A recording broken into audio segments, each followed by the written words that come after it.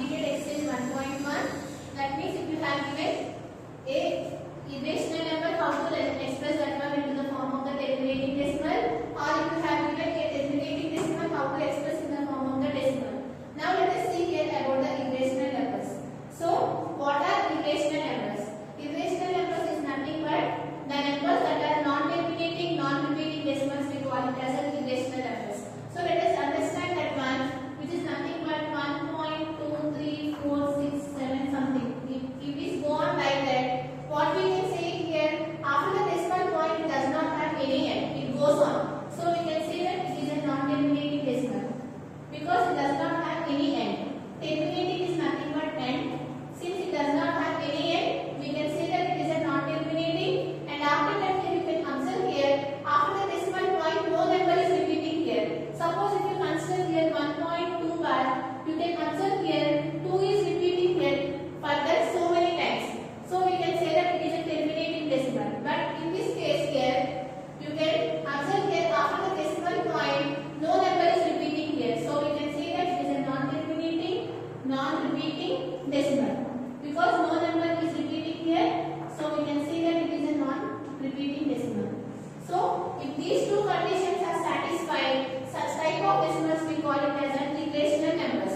So what are irrational numbers? The numbers that are non-terminating, non-repeating decimals we call it as irrational numbers. You can consider few more examples, 1.23 and so on. Here also after the decimal point it does not have any end, and after the decimal point no number is repeating here. So we can say that it is also an irrational number. So you can consider few more numbers, which is 1.1467 and so on. Here also it is non-terminating decimal, after the decimal point does not have any end and no number is repeating. So we can say that it is also an irrational number. So how to define the irrational numbers? The numbers that are non-terminating, non-repeating decimals we call it as an irrational numbers. So let us write the definition here.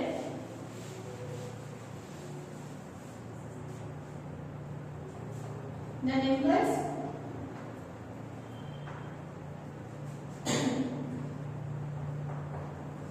that are non-terminating,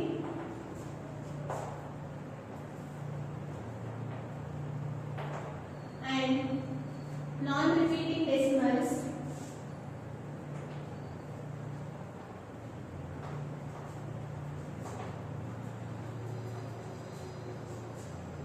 are called irrational numbers.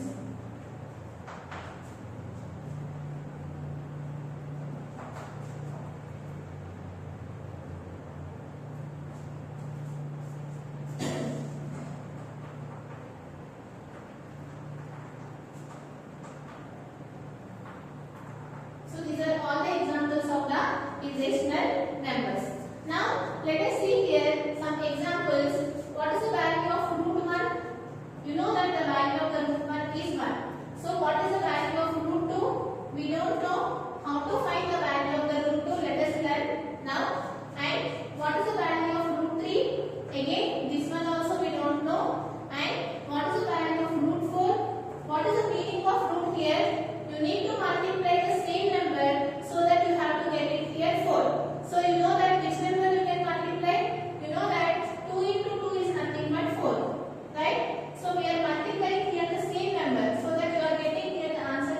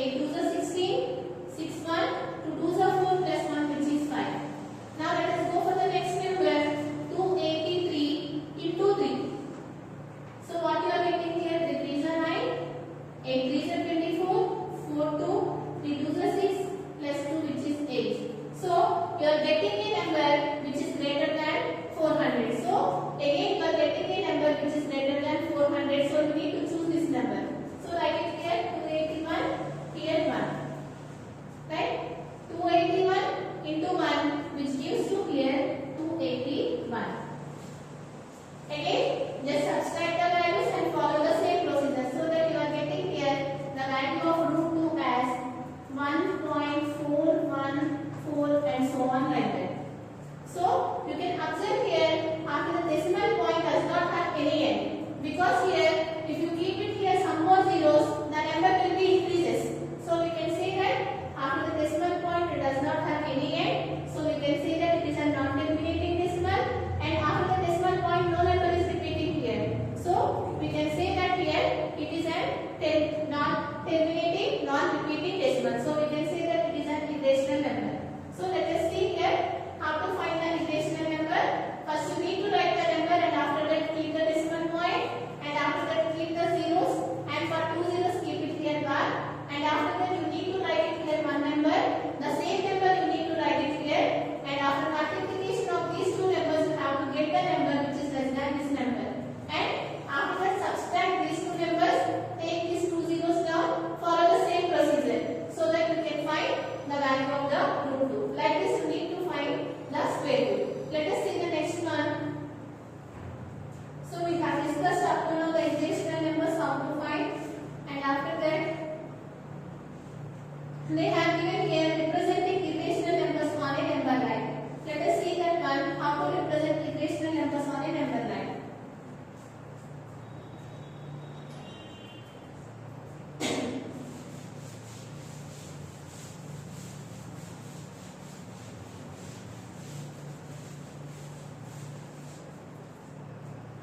So the next one, which is representation of irrational numbers on a number line.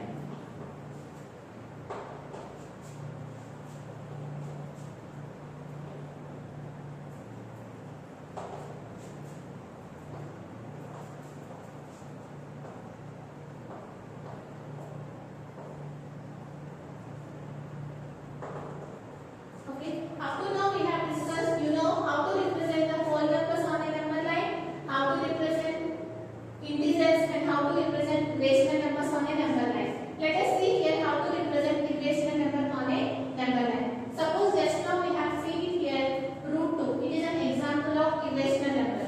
Now if you want to represent this root 2 on a number line, how to represent? So here let us draw here the number line, and after that you know that at the center 0 will be there. To the right side of the 0 there will be the positive numbers 1, 2, 3, 4, and to the left side of the 0 there will be the negative numbers -1, -2. Now if you want to represent root 2, how to represent this root 2 on a number line? What is the value of root 2, which is nothing but 1.414, and up to now we have discussed that one we can represent on a number line, we cannot. So for that reason, if you want to represent this root 2 on a number line, we use the Pythagoras theorem. So what it states here, you know what is the meaning of Pythagoras theorem? What it states here, and you know that this Pythagoras theorem is applicable only for the right angle triangles. What is a right angle triangle? In a triangle, if one of the angle is 90 degrees, we can say that it is a right angle triangle. This one we call it as a right angle triangle, because here the one of the angle is 90 degrees.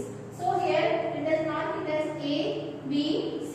What the Pythagoras theorem says is here, the hypotenuse square is equal to the sum of the squares of the remaining two sides. What it states?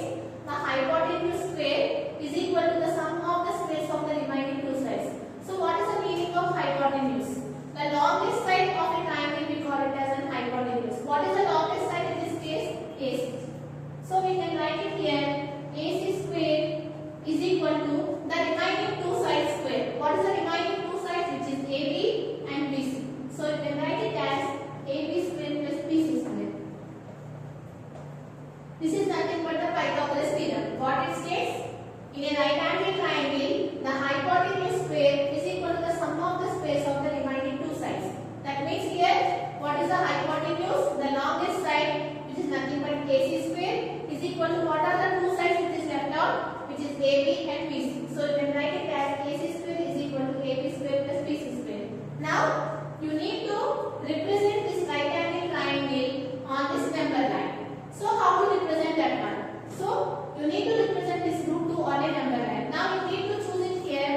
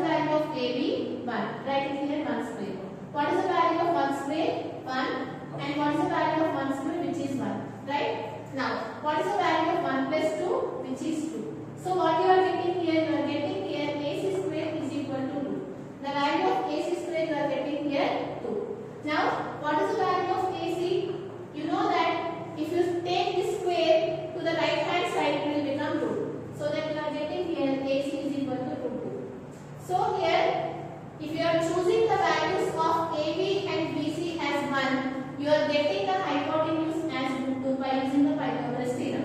Right? Now, you need to represent this one on a right angle on the number line, because you need to represent here root 2. Suppose if you want to represent here root 3, again you need to choose here two more numbers such that you have to get the hypotenuse as root 3.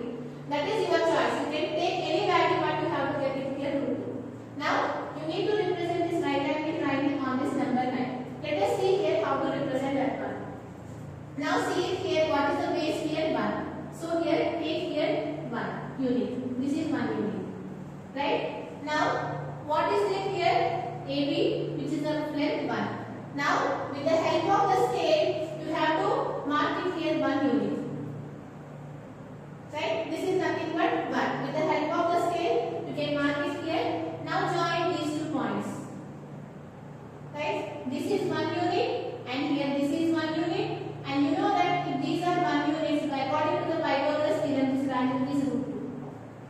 Now, so that we have represented this right angle triangle in this number line. Now, if you want to mark this root 2 on a number line, just take this as a radius and mark it here and mark, so that if it touches the number line at one point, that will be the value of the root 2. Just you need to take with the help of the compass, you need to take it here, so that you have to get it here, which is nothing but root 2. Like this, you need to represent irrational numbers on a number line. How to represent? First you need to draw the number line, and after that you have to check it here.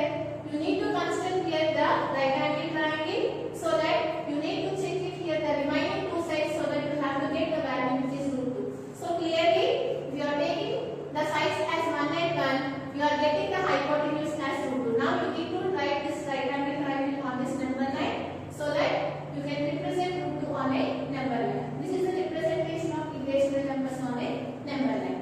Now let us see the next one.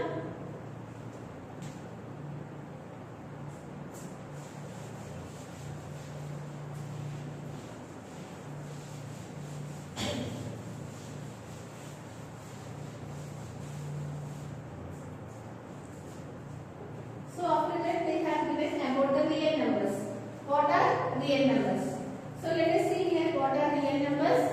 First, from 6th class onwards we are discussing about these number systems. First number system, you know that which is the natural numbers, right? Which starts from 1, 2, 3 and so on. And after that you will get the whole numbers, right? The whole numbers which starts from 0, 1, 2 and so on. And after that we have discussed about the integers, right? What are integers? The negative numbers 0 and the positive numbers we call it as an integers, which is nothing but -1, 0, 1. These are all. And after that we have discussed about the rational numbers, right? What are rational numbers? If you are writing these integers in the form of the fraction, that means 1 by 2, 2 by 3. These all things we call it as a rational numbers. And after that we have discussed about the irrational numbers. What are irrational numbers? Root 2, root 3 or otherwise 1.246 and so on. These are all the irrational numbers. And all these together we call it as real numbers. So what are real numbers? Natural numbers, whole numbers, integers, rational numbers, irrational numbers. All these together set we call, which is real numbers. And these real numbers are denoted by the letter R. So how you will denote the real numbers? We can denote the real numbers, which is nothing but R. So we can say that 0 is a real number, and you can say that 1 by 2 is also a real number, and you can say that 1.246 so on, it is also a real number, and you can say that 1.2222, any number you can say that it is a real number. Because what are real numbers? Natural numbers, whole numbers, integers, rational numbers, irrational numbers, all these together we call it as real numbers. From this session is completed, and in the next session we are going to solve the remaining